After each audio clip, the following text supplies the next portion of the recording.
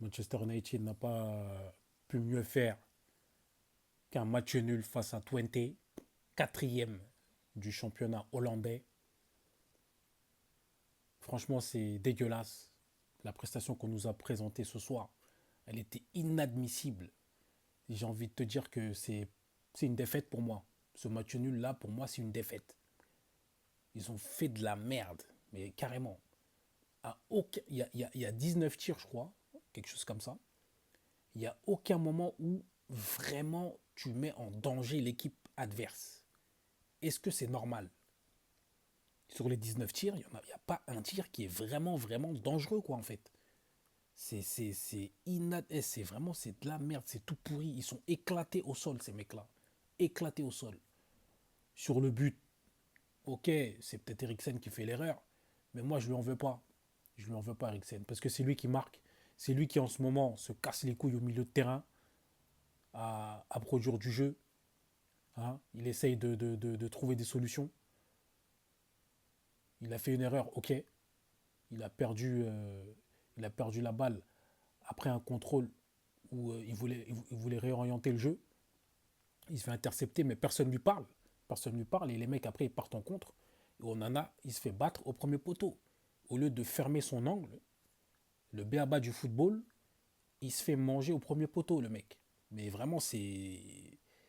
En fait, c'est ridicule. Le but, il est ridicule. Il est ridicule. Franchement, c'est n'importe quoi.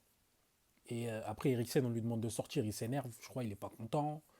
Il fait style, ouais, c'est moi qui dois sortir, tout ça. Non, il n'y a pas de ça.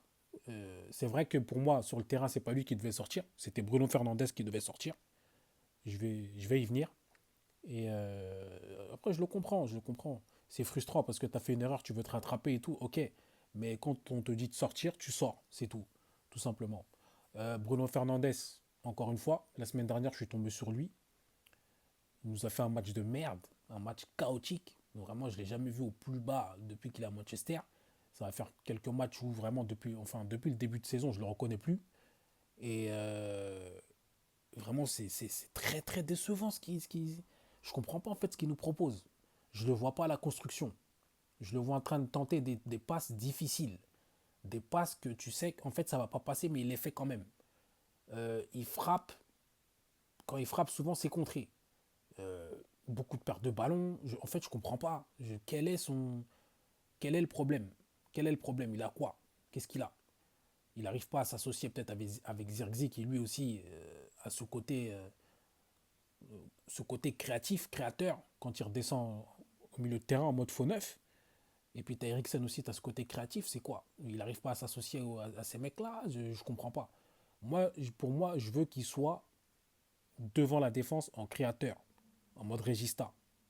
Pour prendre l'exemple d'un joueur comme ça à l'époque, par exemple, on a Pirlo qui avait ce truc-là, de créer le jeu de l'arrière.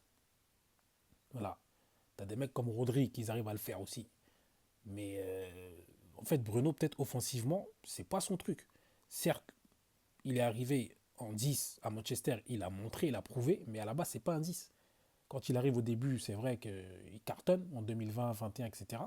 Mais au bout d'un moment, il faut voir ce qu'il y a. Au bout d'un moment, peut-être qu'il peut plus jouer là-bas et peut-être qu'il serait plus à l'aise de derrière en construction.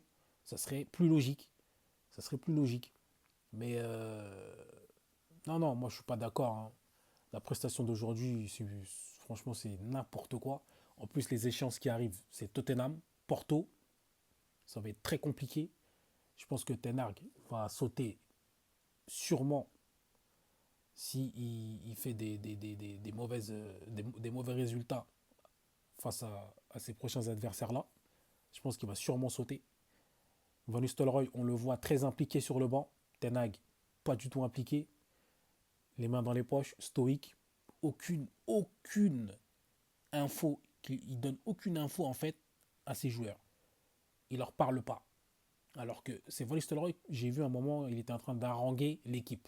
C'est pas normal. C'est pas normal, les gars. Donc lui, qu'il se casse, tout simplement. Si ça marche pas, qu'il se casse. Qu'il se casse. Et puis voilà. Mazraoui, hein, comme d'hab, hein, c'est vraiment lui l'homme de la situation depuis le début de saison. C'est vraiment lui l'homme de la saison. Respect à lui. Tout le reste, Franchement, c'était à chier. Rashford, on veut te voir dans les matchs comme ça, t'arrives même pas à briller, je comprends pas. Garnacho, je l'ai pas compris, pourquoi pas titulaire. Non, c'est n'importe quoi. C'est n'importe quoi. Franchement, c'est catastrophique. Catastrophique. Catastrophique. Rashford en mode euh, virgule petit pont, c'est bien beau, très beau geste, respect. Mais c'est pas ça qu'on veut. Nous, on veut des buts. On veut des buts. On veut des buts. Donc voilà. Ten Hag, il est temps qu'il laisse sa place. Et puis voilà. À bientôt.